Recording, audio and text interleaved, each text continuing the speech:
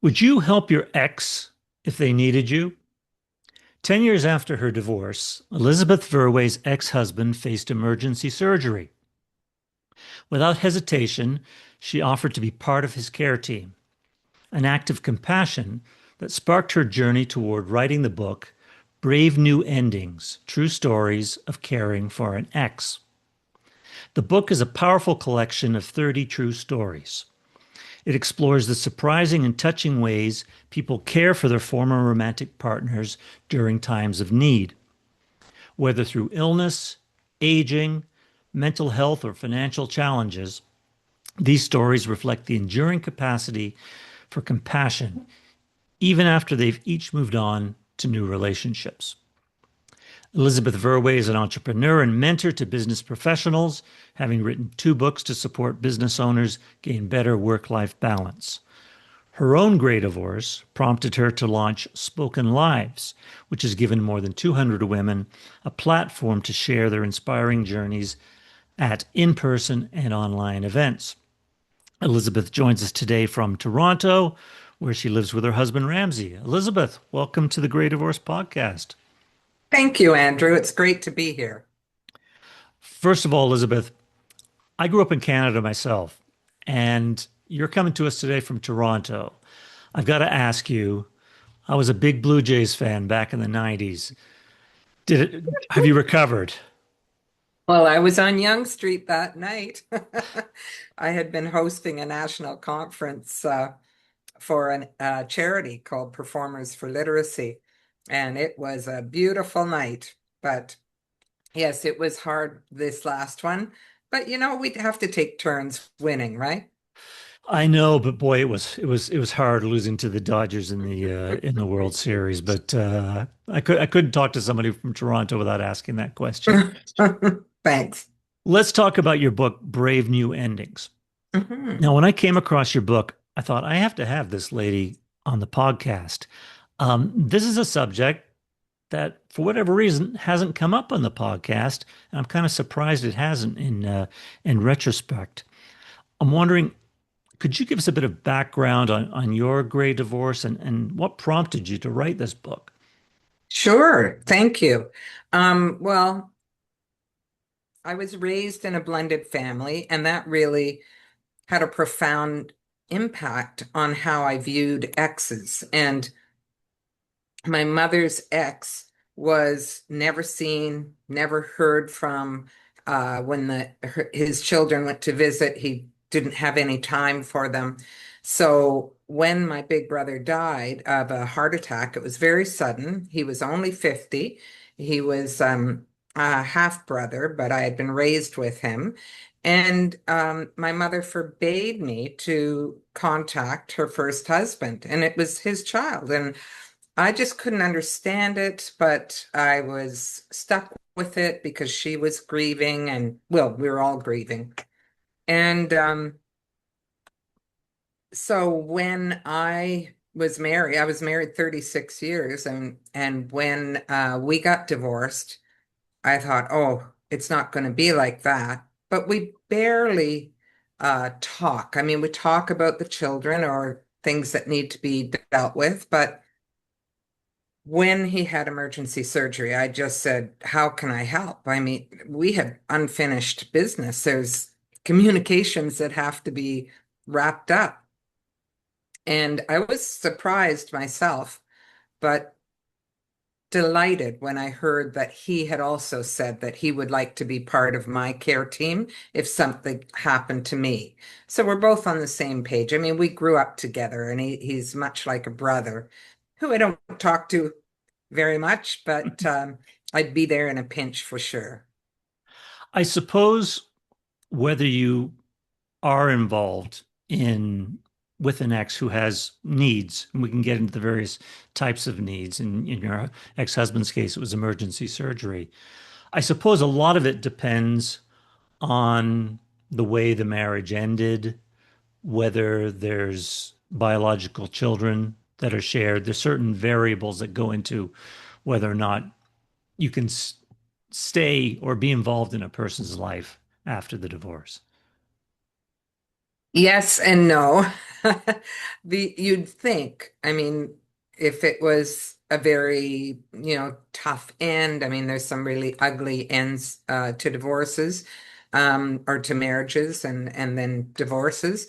But when there's a deep history, um, sometimes people can overcome those ugly ends to their marriage because again, it's healthier if they have a end to the relationship, especially if the person is dying.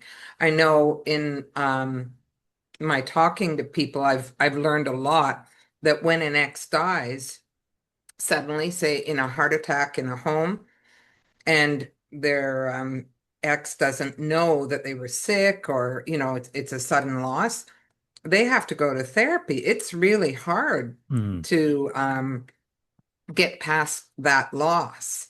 And so if you have the chance, even if it's been a really rough situation, there's a story in my book about a woman whose ex tried to kill her. He tried to break in the house. Their child had to block the window and the door and phone the police, and it was a piece upon the whole thing.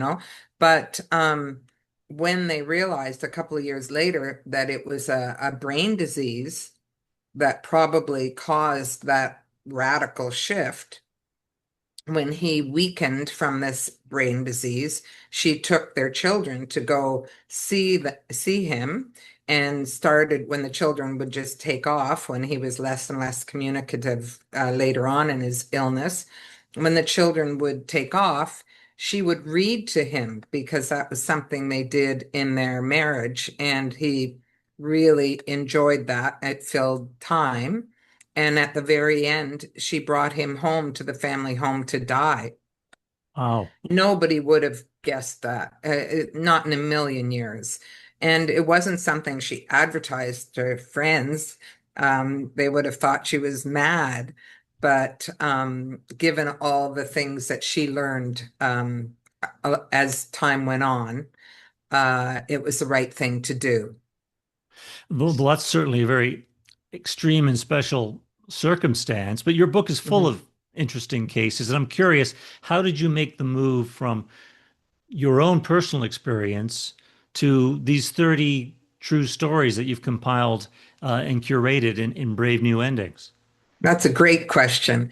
So I was curious. I mean, I thought, I wonder what my friends would think. Would they help their ex? And some said, "Oh, I already have." And they told me remarkable stories. And so after I spoke to four friends and heard these stories, I thought, well, maybe we should do a survey. And I set up a survey with a market research professional and sent it out to quite a few, I think four or five friends in different continents, and asked them to post it in Facebook pages, so people could go back and do the survey. So over 500 people did the survey from 21 countries. Wow. And yeah, in the end, there was a question saying, would you like to be interviewed for this book? And I did 53 in-depth interviews. And then I chose the 30 stories that I thought were the best. I've got to ask, you probably had some preconceived notions when you solicited these stories. Was there anything that surprised you from the responses? Gosh, it's hard to remember what my preconceived notions were. Um, I guess the biggest surprise was the reluctance of men to speak about it. Even when they had helped their ex, it was tricky to find a man who would talk to me. And that was probably my preconceived, was that everybody would either not want to talk about it or want to talk about it, and I was surprised how different that was. Yeah, I'd say that was really my big one. And even on the street, I talk to people, and one fellow, I do little interviews for social media, and one fellow said, "Oh gosh, I would never," because I just say, "Would you help your ex if they needed support?" He said, "Oh no, I would never help her," blah blah blah blah. And I said, "Wow, I'm really finding men um are having difficulty with that question, and they don't want to talk about it." And he's like, actually I said straight men, because a lot of gay men were open to talking about it.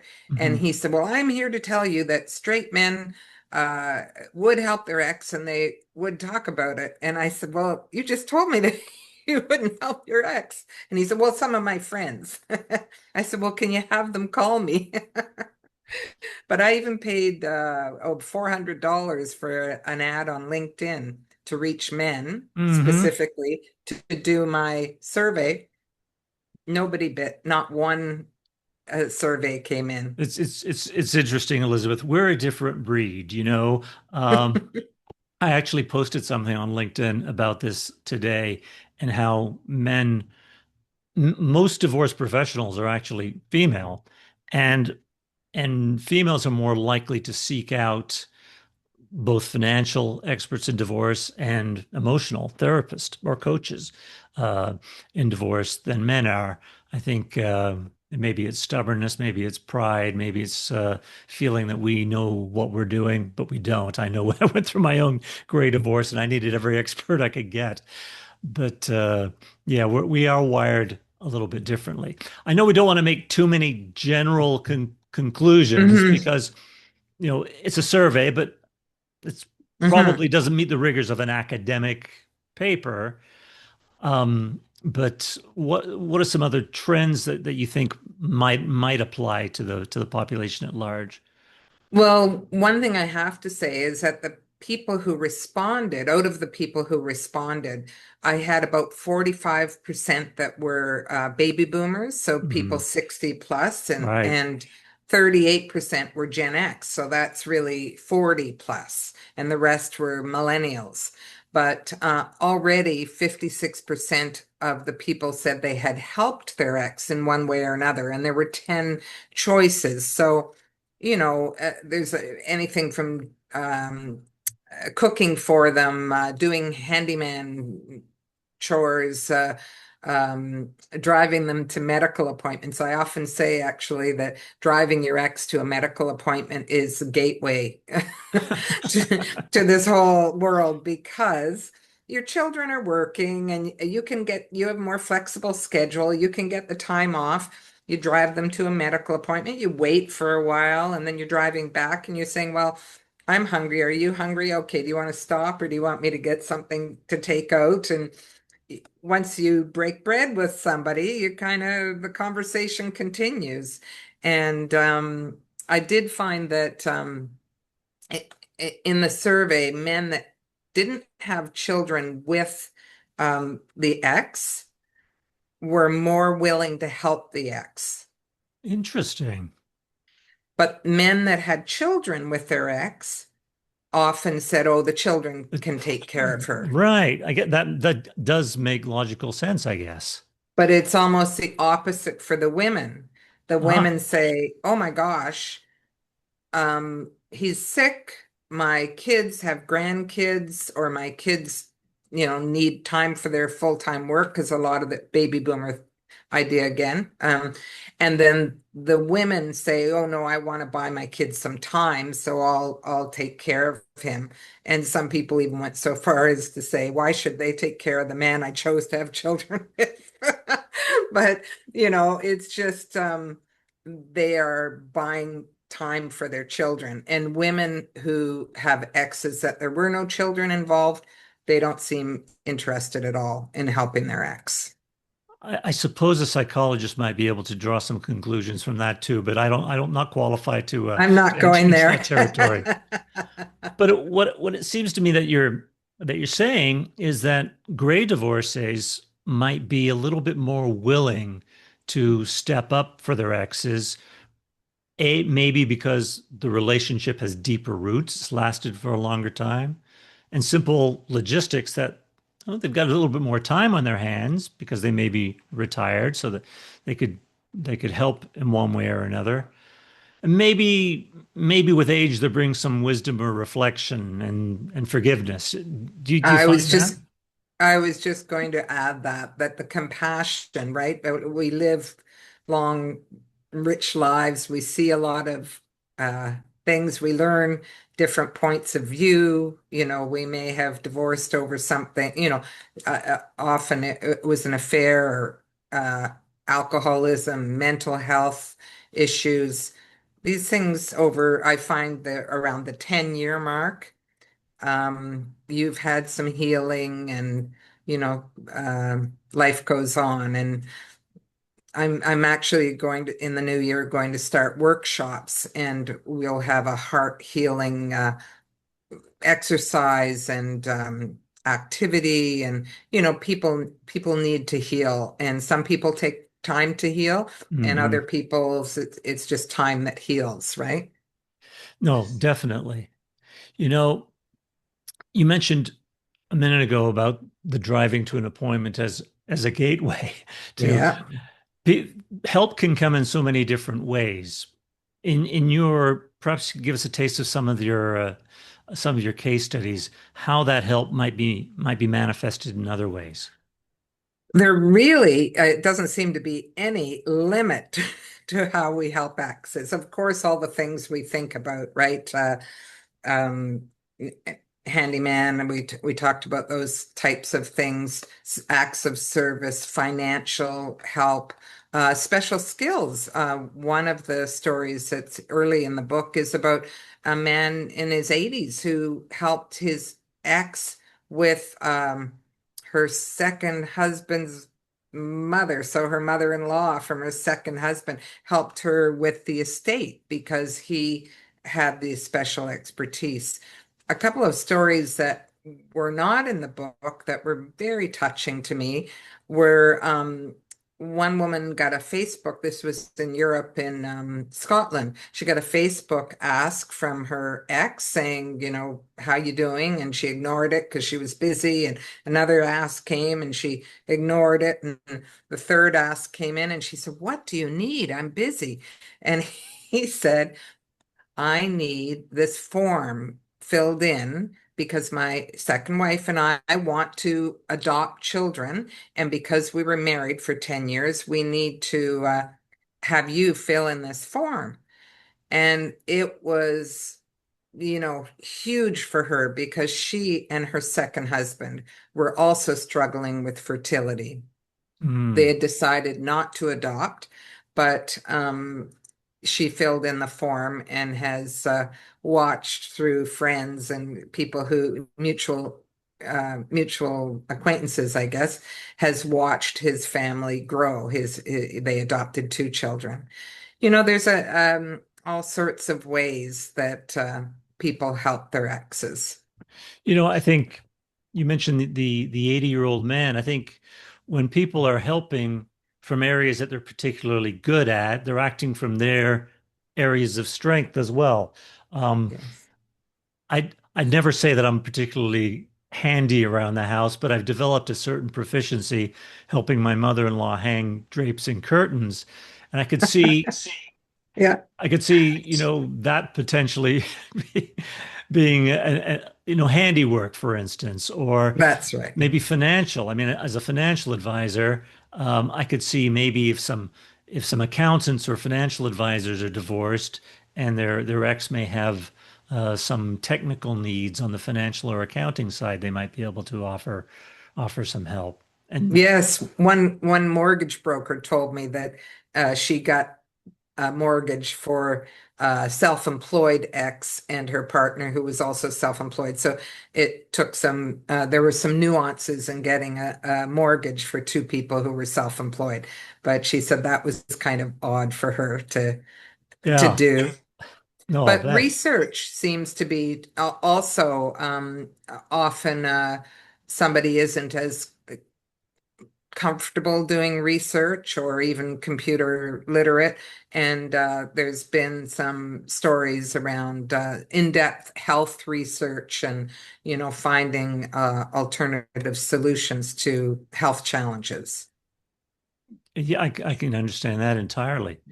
Yeah. I'm curious though, now you solicited stories from people who've helped their ex, Yes. but in doing your research and other discussions you've had, I would think that there may be situations where maybe the new person in a relationship, say the husband uh, has a new wife or girlfriend, maybe that person's not so keen on the husband helping the old wife, or no, don't say old wife, the previous wife. Um, have you come across that situation as Uh, perhaps a barrier? there's one situation in the book, and I can't quite remember their names right now, but a woman, uh, she and her husband, it was quite sad actually. They broke up because he wouldn't let her start her own business. She ran his dental practice, and he was really good at it, but she knew she had the office running smoothly and could hire someone to do that and start her own business, which she really wanted to do.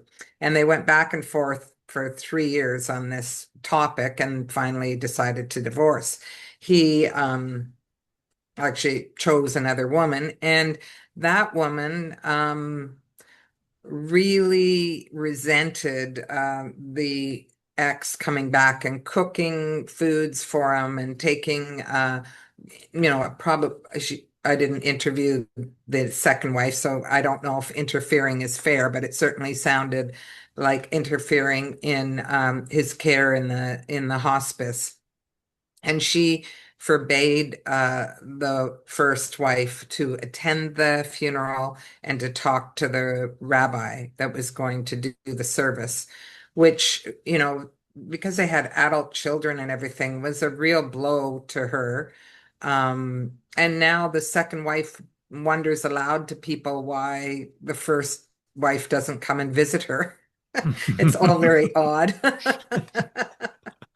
People are strange. Yeah, but one thing I'd like to throw in the mix here that I heard again and again was that ex-wives, when they attend the funeral, if there's a partner or if there's not a partner, a new partner, when they attend the funeral, often the children are seen as grieving and they're given sympathy, but the ex-wife is not, which I Mm. find very interesting. And in one case in particular, a woman helped out till the end, and at the funeral, people said, "Oh, I bet you're glad he's dead." And she was horrified Mm. that they would say that to her because it was relatively public knowledge that she was involved in his care. But people, I think, get entrenched in the drama of the end of the marriage rather than seeing the continuation of feelings, even though, especially around mental health or addictions, or, we can't live with them, but we still have feelings, Yeah. It's, it's a very interesting and complex situation. And people sometimes weren't very public to their families, even. Like one woman in the book, her brother is so angry that she pitches in with her ex, and she doesn't have any feeling around it. He's sick, he's feeble, she's not. She said, "Listen, if he had some young woman on his arm and he was rich, I would be singing a different song, you know?" No, exactly. And I was just about to ask that question because I often advise people to seek help from professionals when they're going through divorce because sometimes friends and family don't offer the best advice. And unfortunately, and sometimes they may have, I don't say ulterior motives always, but they may not really be looking at your best interests. But then again, sometimes they're looking at your best interests, but as you say, they've got this entrenched position that they've built up during the divorce that you're on your side to help against this combatant. And maybe you've moved on and Mhm. you're ready to move forward with your new life and forgive and be open and recognize that that previous spouse was part of your life for maybe 10, 20, 30 years, Mhm. and you have an experience there that the friend or maybe cousin or uncle doesn't have. Well, you had the love too that the cousin or Right. brother or friend never had, Right. probably, right? Yeah, no, So, exactly. yeah.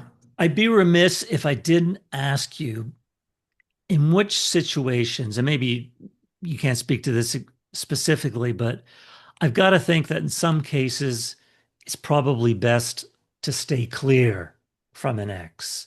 Maybe if they've demonstrated behavior of manipulation, or maybe they're trying to worm their way back in. I hate to be negative in an Sure. uplifting discussion, but there's probably situations where you're better off staying out, no? Agreed. And when I do my on the street interviews, the yes or no is a complete answer. You don't have to explain either or. And but 25% of the people that took the survey said they were not likely to help their ex, and 10% said they were very unlikely.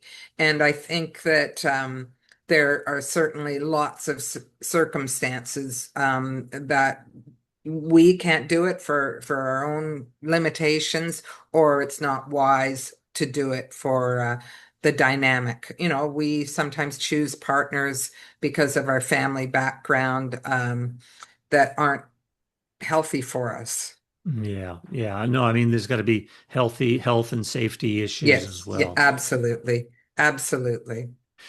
The subject we're discussing, involves ideas of resilience and growth and compassion.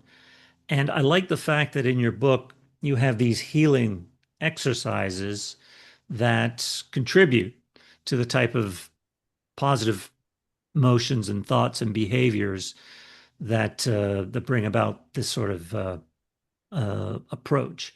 I'm wondering, are there any particular exercises you'd like to share with us from your Sure, book? yes. I call them heart healing steps because I found after my own divorce, I was quite lost and I didn't know how to heal. So I got some therapist and went in a process group that was very helpful, but tried all these different exercises along the way, and some of them are really effective.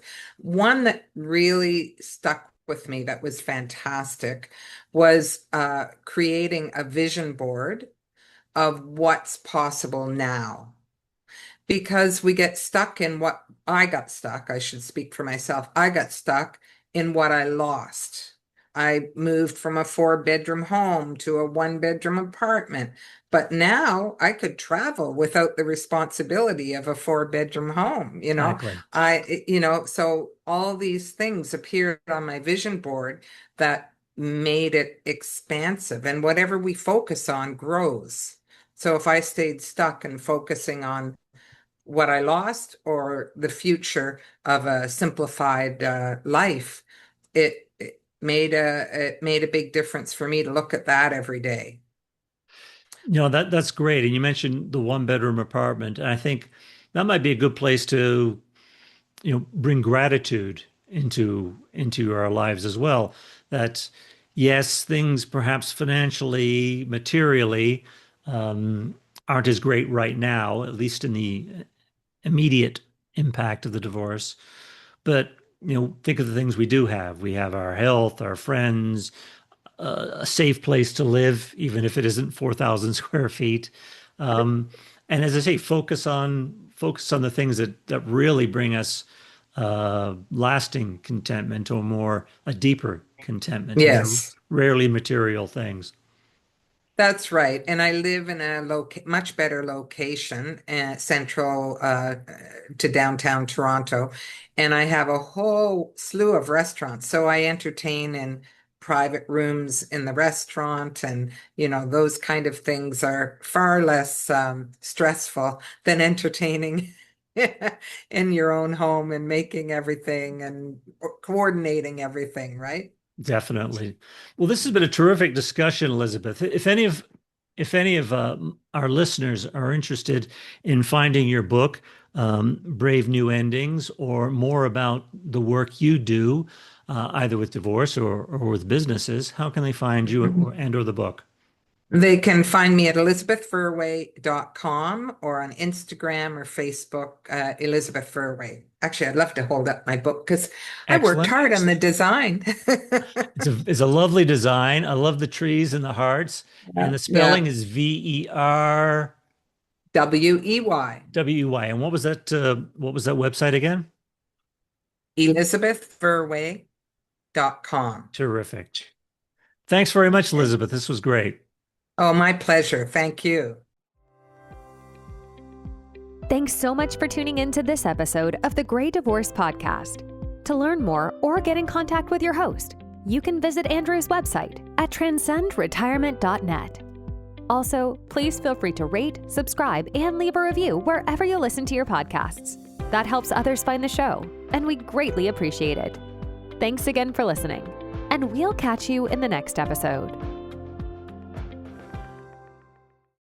Information provided is educational only and should not be construed as legal or tax advice. Each situation is unique and should be discussed with your tax or legal advisor prior to implementation. Andrew Hatherley is not an attorney and does not provide legal advice. Information provided is financial in nature. Advisory services offered through Hatherley Capital Management, LLC. Divorce financial analysis services offered through Wiser Divorce Solutions, an affiliated company.